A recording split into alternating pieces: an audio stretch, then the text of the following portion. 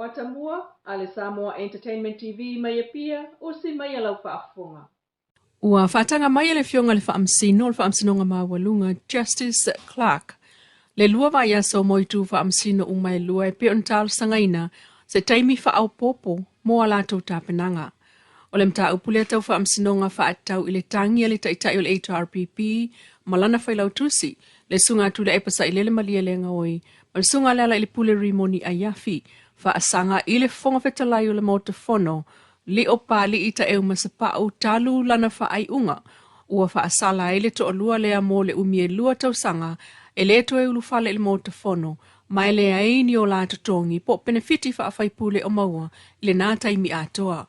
O le tau sanga le loia le tutangi Rodney Harris ani lunga so ta inga tele vaveana nafi ua tua tuai se taimi e toe wha ato o toa nei vaenga o le lato whaamtalanga tustusia ma se ifso o tae i le lato mōli mau o le tangata poto whaapitoa i le anga nuu.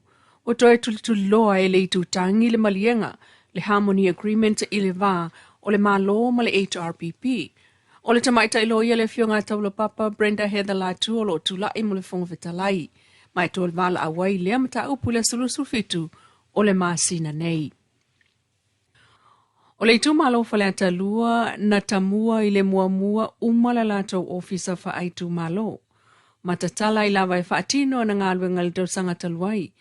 Wha au ngā i le lua sela wafetala na ave muamua mo le whaunga o ofisa mwhaatino aitu tongi o le aufai ngā luenga. Ai ua toe tamua ai nei foi i leisi la asanga o le poloketi miliona tala le malo. O le lona lima i le nei o aso talu o na tau lima ina e a fio anga o le itu malo whaleata lua wha mao ninga o le tau o loa e atina e ai a inga matangata o le itu malo. E sili el fase la wafetala le tau o loa e wha atupe ai e lata le fase fulu poloketi tonu le itu malo whaleata lua. O nā tupe whaalu e au fiai le tolu se la wafeta la mō polo kete le fio anga o vai yusu. E mafuli i atina e tau whaatoanga ma me whai ngā luenga mō whaatoanga. O le fio anga o vai nganga e se lau sfulua feta la le tupe o whaalu i alato fo i polo keti e pe o me whai ngā luenga maisi o loa e au fiai ma le whaamatanga o fiai no le nuu. O le sfareilo le vai asonei e tufai o loa a fio anga o le itu malo e o atu i le fase lau fitu sulima afe le tupe wa faalu ai. E au fiai ma le poloketi a le kalesia fa apotipitonga Kirsiano Samoa i tula ele o fale ie te tele.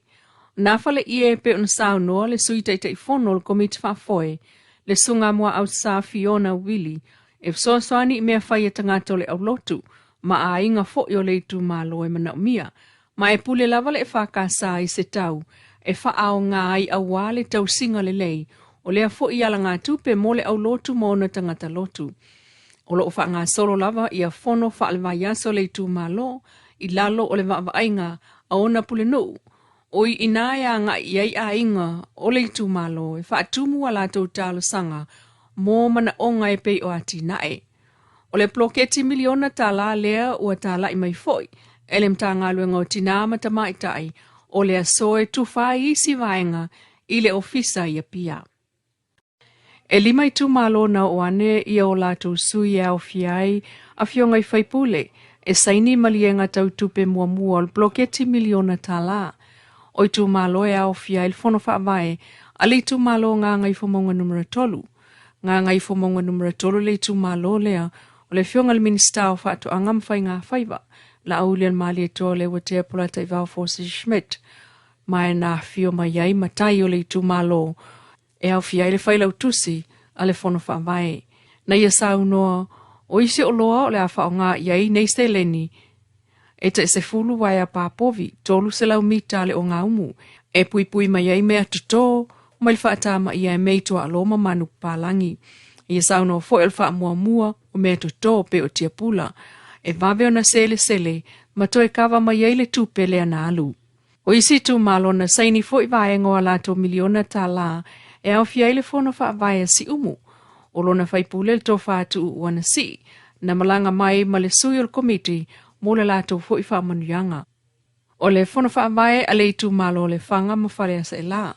O le whaipule fo i o le itu malo le fionga, a masina lupe makesi masina lupe malona soa tau, na malanga mai e saini lato fo i whaamonianga o se vaenga o le miliona. O le fono whaavaia le tu malo ano maatasi o le fionga fo il whaipule o le tu malo na saini ma le sui o le komiti le fionga ala ia sa moe whaawo tapo i se pulona mua nanu ma le sui o le komiti le ana saini.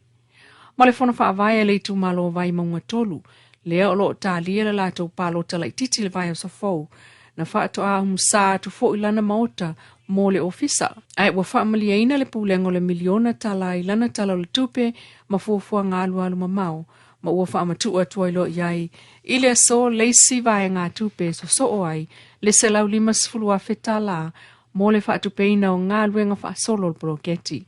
O le fionga minister mta ngā luenga o tinam tamai tai maa ngā whasotai le ota la kisio mo le fionga minister o tupe muli pola ana lo sa ale molio o lena fai masui o le malo le sanga inga masui o i tu malo ua saini isi la sanga o ala tautai miliona o le poloketi e alu sa o ai tupe i mana onga o tangata o lo ave ia ili wha mua.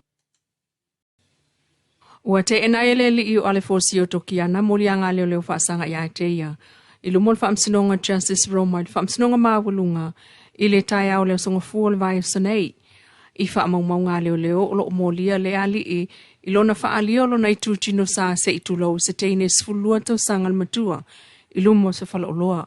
Tau fo i lipotia leo le soli tu la fono le ana tupu i le aso lua sfultasi o ian wali il tau sangal nei.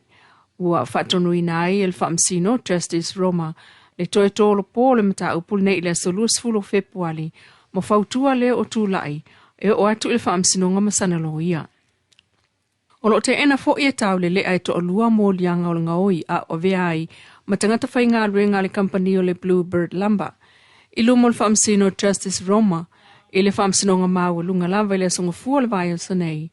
O time Fretten ma Tremaia Fesolai tōla ulau ngā leo e whaape o le aso fitu o se te malua o lua na la ave se ai se pusa whai ngā ruenga e tusalo na tau ma le ono se lau 5 fetala. I le aso sfuru wha o ki topa lua o lua. Na la ave se ai se masini tā lava e tusalo na tau, ma le afe lua se lau 5. Ma se ili afi i tu aingo le steel, e tusalo na tau, ma le afe iwa se lau i vaiva. O lo te ena uma e tua mai a fesola i molianga e tolu, ale i tua leo, ai mo time Fretten, o lo oia i o ina molianga o le ave se o le pusa whai ngāruenga, ma le masini tā lava le tu aingo le Panasonic. Ai te enal molianga o le avesea o le iliafi o le steel.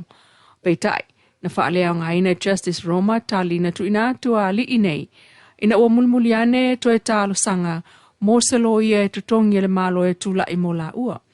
Ma whaatonuina e Justice Roma ia tula ia tu le solua sulfitu o le masinal nei ua maua nia la loia e tu mola ua. Si o tala e to fitu pisikoa lea na whaafelo i alo ia i lea so, ele mtanga luenga wa ongata longa maanga nuu, e tawala mai le whaapaanga a Samoa ma le ampasa a Amerika i Samoa. Whaata au toe au maia leo ni pisikoa ilu tātua tunuu, talu mai le lua o ona o vavao ma saa o le COVID-19. Ai o le kulupu mua fo i lea na taunu mai le poa na po, mai le imautu fo ia onga afio anga e ngā lulue ai betai. Sao nol minister wa onga ta longa maanga nuu le fionga seu ula yoane o lo o iai le fuafuanga alamtanga luenga e tufutufa i tua i nuu i a piskoa nei mo nai vai aso e o ai le ngana Samoa fe au wha Samoa ai o le anga nuu o na wha ato ama whai le o na tu watu ia onga ua mautu e ngā lulue ai. Ai o talia leisi tolu se fulu o piskoa lo wha moe tau nuu mai ile masino yu lai o le tausanga nei pe ona sao no le minister na ia ta ua fo ile umane o le avole feilo inga piskoa nei ta ilua tausanga o kon kalate ai mawhaila fo ona tausanga e toi wha au popo pe aso longa le leile ngā luenga. Lo Samoa Entertainment TV mai pia ma na tamua le nei fo iaso pa poponga le aso atai au de lo fo le tua ai fa so ia.